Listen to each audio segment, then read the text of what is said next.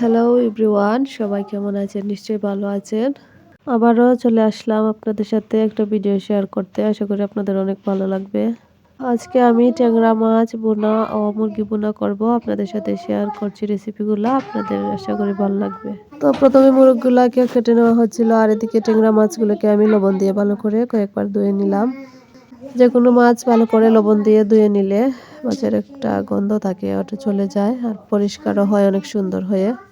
তো ধুয়ে পরিষ্কার করে নিয়েছি, এখন আমি রান্না করব। চলুন আপনাদের সাথে শেয়ার করছি। প্রথমে ট্যাংরা মাছ ভুনা। তো এখানে একটু তেল আর রসুন পেঁয়াজ দিয়ে ভালো করে কষিয়ে নিয়েছি। তারপর হলুদ, মরিচ আর ধনিয়ার গুঁড়া দিয়ে ভালো করে কষিয়ে নেব। আর কয়েকটা কাঁচামরিচ ফালিও দিয়ে দিলাম। কষানো শেষ, এখন আমি মাছগুলো দিয়ে দিব। এখন মাছগুলোকে মশলার সাথে ভালো করে মিশিয়ে নিচ্ছি। তো এখন আমি এখানে কোনো পানি দেব না, এভাবে মশলার সাথে প্রথমে কষিয়ে নেব। এখানে ডেকে দিয়ে আরও 5 মিনিটের মতো রান্না করব। এই তো 5 মিনিট পর আবারও একটু নেড়ে দিচ্ছিলাম যাতে নিচে দিয়ে না লেগে যায়। তো মাছের পানি বের হয়ে শুকিয়ে গিয়েছে, এখন একটু পানি দিয়ে দেবো। এই মাছটা একটু ঝুল ঝুল খেতে আমার ভালো লাগে। অনেকে আছে শুকনা শুকনা করে রান্না করে, কিন্তু আমার কাছে এইভাবে একটু ঝোল ঝোল তরকারি বেশি ভালো লাগে।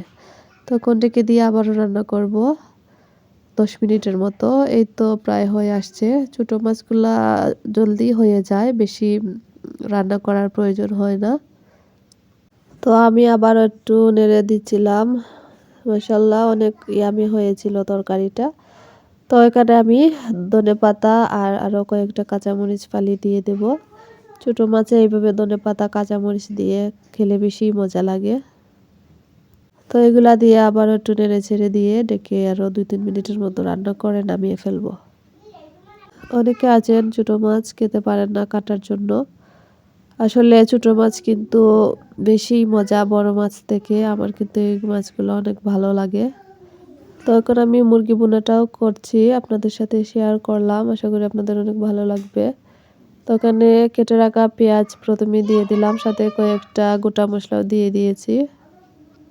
আর সাথে 1 চা চামচ রসুন আদা বাটা দিয়ে দিলাম। দিয়ে সবগুলাকে ভালো করে একসাথে এখন কষিয়ে নেব। কষানো হয়ে আসলে একটু পানি দিয়ে দিলাম। এখানে আমি এখন সব মশলা দিয়ে দেব। মশলা যাতে না পড়ে যায় এজন্য আমি এখানে একটু পানি দিই প্রথমে। তো এখানে 1 চা চামচ লবণ, 1 চা চামচ হলুদ, মরিচ, ধনিয়ার গুঁড়া দিয়ে দিয়েছি, আর আধা চামচ জিরার গুঁড়া।